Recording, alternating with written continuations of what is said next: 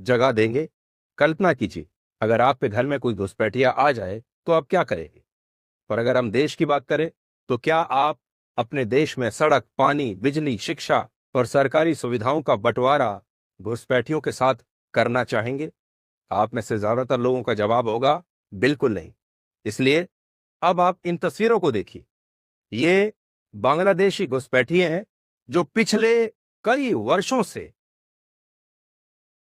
बा, बांग्लादेश से यहां भागकर पश्चिम बंगाल में रह रहे हैं, और पश्चिम बंगाल के लोगों के संसाधनों पर कब्जा कर रखा था इन लोगों ने।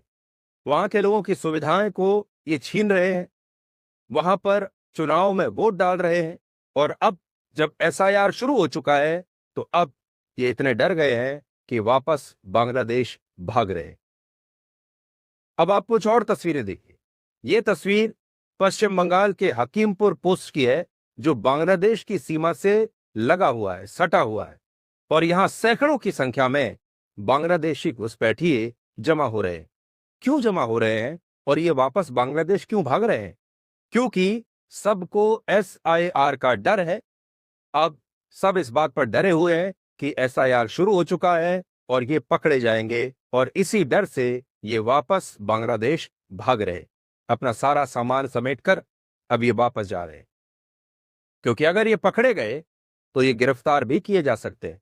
और इन तस्वीरों को आज हमारे देश के 146 करोड़ लोगों को बहुत ध्यान से देखना चाहिए। आपसे भी मैं ये कहूंगा कि अभी तक तरह तरह के लोग आपको न जाने क्या क्या बातें बताते होंगे कि एसआईआर जो है वो किसी खास मकसद से किया जा रहा है, लोगों को परेशान किया जा रहा है, चुनाव आयोग का इसके पीछे कोई एजेंडा है। लेकिन सच्चाई आज आपकी स्क्रीन पर है। ये वो बांग्लादेशी घुसपैठिए हैं जो वर्षों से पश्चिम बंगाल में रह रहे हैं, वर्षों से वोट डाल रहे हैं, इनके नकली आईडी कार्ड बने हुए हैं, और अब ये सब यहां से भागने के लिए तैयार।